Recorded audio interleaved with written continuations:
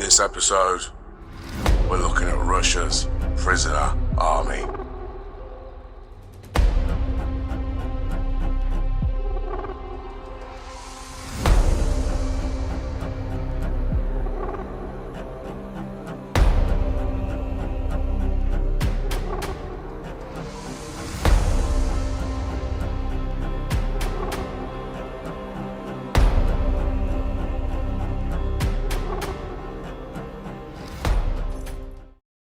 The lady on the screen's name is Yulia Buskik. In 2022, Ivan Rusamakin was released from prison, where he was serving a 14-year prison sentence for murder to join the Wagner mercenary group. He was later allowed to return to the district of Russia's Kirov region. There, he attacked and killed 85-year-old Yulia in her own house. In April this year, the 29-year-old was found guilty of Yulia's rape and murder and sentenced to 22 years in a high-security prison. Later, this was increased to 23 years. The court noted that the killing involved extreme brutality. But Anna, Yulia's granddaughter, says the prison governor has now notified the family that Rusamakin was released on the 19th of August, 1 week after the start of his sentence. My first reaction was terror. I read the forensic reports and I know what this person did to my grandmother. It's monstrous that he's been released again, says Anna, adding, the fact that this is happening in the 21st century, there are no words that can describe what's happening. An official document seen by the BBC, signed by the prison governor, states that the inmate was released in connection with a specific Russian law that allows the military to recruit convicts to send to the front line. What a disgusting country, if you can even call it that. Ugh, I wouldn't spit on it if it was on fire. Shortly after the start of the full-scale invasion, Yevgeny Prigozhin's Wagner mercenary group began recruiting convicts from prisons to fight in Ukraine. If inmates agreed to sign up, they would receive an official pardon from the Russian President Vladimir Putin. Thousands of rapists, murderers, and other criminals, including Ivan Rusamakin, were released for incarceration and sent to the front lines, where many were killed during brutal assaults on Ukrainian cities such as Bakhmut. Наверное, слышали, ЧВК «Вагнер» называется. Война тяжелая. На всякие там чеченские и так далее близко не похоже. Расход боеприпасов у меня приблизительно в 2,5 раза больше, чем в Сталинграде. Первый грех – это дезертирство. Никто не дает заднюю. Никто не отступает. Никто не сдается в плен. Когда вы будете обучаться, при сдаче в плен вам расскажут 2 гранаты, которые вы должны иметь с собой. Второй грех – это алкоголь, наркотики. В зоне боевых действий. Пока полгода вы с нами, вы все время в зоне боевых действий. И третий грех – это мародерка, включая сексуальные контакты с местными женщинами, флорой, фауной, мужчинами, там, с кем угодно. Минимальный возраст, который мы берем, это 22 года. Если моложе, бумажка от ближайших родственников, что они не против. Максимальный возраст, условно, это 50 лет, но если крепкий, прямо здесь на собеседовании делаем элементарные тесты, смотрим, насколько крепок, физическая форма крайне необходима. Смотрим, насколько ты крепок, и тогда принимаем решение и берем. Первые заключенные, которые воевали со мной, это было 1 июня, штурм Угледарской ТЭЦ, 40 человек из Питера, строгий режим, рецидив. 40 человек зашло в окопы противника, вырезали его ножами, было 3 погибших, 7 раненых. С 3 погибших одному было 52 года, отсижена 30-ка. Погиб геройски. Мы внимательно относимся к тем, кто сидит по 228, исключительно исходя из того, была зависимость или нет.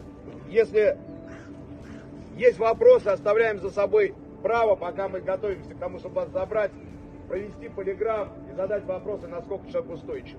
Мы очень аккуратно относимся к тем, кто сидит по сексуальным статьям, но понимаем, что бывают ошибки. Кто нам нужен? Нам нужны только штурмовики. 60% моих парней штурмовики, и вы будете одними из них. От нас вы не будете отличаться ничем. К вам такое же отношение, иногда еще более лояльное, чем к тем, кто у меня воюет по много лет. И прошли десятки войн.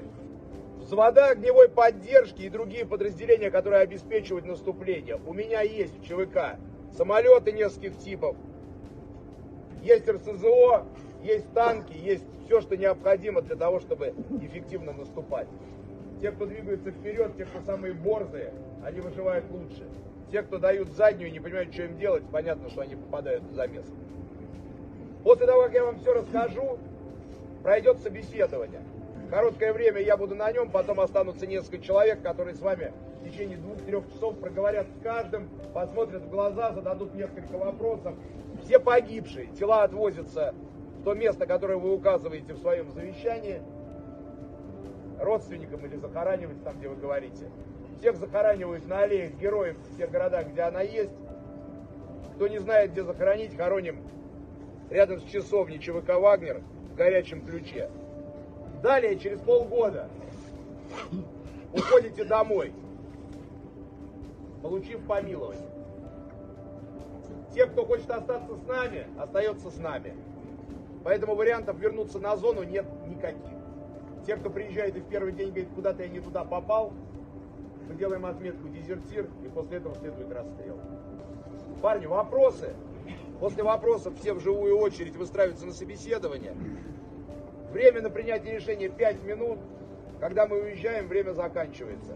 А дальше как повезет. Вопросы гарантии и доверия. Следующее. У вас есть кто-нибудь, кто может вас в десятки срок отсюда из зоны вытащить? Как вы думаете? Есть двое, кто вытаскивает. Это Аллах и Бог в деревянном ящике. Я вас живыми забираю. Но не всегда живыми возвращают. Ну что, парни, вопросы есть? Или так все рассказал, что вообще просто? А? Да? У нас 5 минут на раздумье, пока мы туда заходим. Дальше, пока здесь, решайте. Кто хочет, едет. After Prigozhin's failed mutiny, when thousands of Wagner mercenaries marched on Moscow, enlisting inmates from prisons was taken over by the Russian military. The practice was formalised in an official federal law in March this year, and recruitment now appears to be intensifying. Under the law, convicted criminals who sign up to fight have their remaining sentences suspended for the duration of their military service. Some could even receive an official pardon if they win awards, for example for bravery on the battlefield. A grinding offensive by Russian forces in Ukraine's Donbass region this year have depleted Moscow's reserves. The UK Ministry of Defence has estimated that during 2 months of the operation, Russia has lost as many as 70,000 men. That's an average casualty rate of 1,000 per day. Regular recruitment drives are being stepped up too. In the last year, one-off payments for volunteering to fight have risen steeply. In some cases, men are offered as much as 1.5 million rubles, or the equivalent of £12,360 to sign up. That some of the country's worst maniacs, serial killers, terrorists, and even cannibals are held. In this cell, a man who raped 44 minors and killed 5 children aged 7 to 11. Some of the people in this prison will never be allowed out. So dreadful are the things that they've done. That's the idea anyway, dickhead. Doesn't quite seem to be working out like that though, does it? When you live in the land of shadow, scum, shit and filth. The Kremlin's willingness to release highly dangerous criminals like Rosomakin and send them to war indicates that the Russian military desperately needs more recruits. It's obvious there isn't enough manpower, Anna says. The authorities don't give a damn about peaceful civilians if they allow people who have committed serious crimes to be exonerated and let out of prison. It tells us that no one can feel safe in Russia. Anna says Rosomakin's release means her family are now in extreme danger. If he comes back, he'll try and take revenge on us for our efforts to ensure he got a life sentence. She says she wants to leave the country and other family members will go into hiding. It's frightening that he's not the only one. Even if he doesn't return, how many more murderers and psychopaths are out there walking around? Demyan Kevakayan was given an 18-year prison sentence in 2016. So a bit baffling how he was able to kill a young man and woman on their way home from work. Kevakayan was one of 150 prisoners recruited on the 31st of August 2022 when the head of Wagner, Yevgeny Prigozhin, visited his prison. According to a former inmate quoted on a social media channel, the BBC has been told that Kevakayan was later spotted back in his home village in Krasnodar, southwest Russia, telling people he had just returned from the battlefields of Ukraine. One of the people he is accused of killing is 19-year-old Tatiana Mostaiko. Oksana Pekatavela's 23-year-old daughter Vera was stabbed more than 100 times, then strangled with an electric cable in an attack so violent it made headlines across Russia. In July 2022, Vera's former boyfriend, Vladislav Kanius, was sentenced to 17 years in a penal colony for her murder. Less than a year later, it didn't occur to Oksana that he could be anywhere else, but she was wrong. Photos of him started to appear on social media in May. He was holding a gun and wearing military uniform. To start with, Oksana presumed they were fake. But a month later, she received official confirmation that Kanius had been transferred to a prison in Rostov in southern Russia, a place widely believed to be a staging point for Russian prisoners who volunteered to fight in Ukraine. When Oksana asked the court to tell her where Kanius was, they told her they were unable to find him and his location was a state secret. Given his last known location and the photos in military uniform, she thinks that it is likely that he is still fighting in Ukraine, and if he survives, will be given an official pardon and be able to return to civilian life a free man. In August 2021, a young mother of two, Anna Koshulko, a resident of Primory near Vladivostok in Russia's Far East, was beaten, you know what else, stabbed and strangled in a garage by another local, Georgy Polivaiko. According to news reports at the time, immediately after committing the murder, Polivaiko stole the girl's car and her mobile phone, which he threw away, then went with friends to swim in the sea.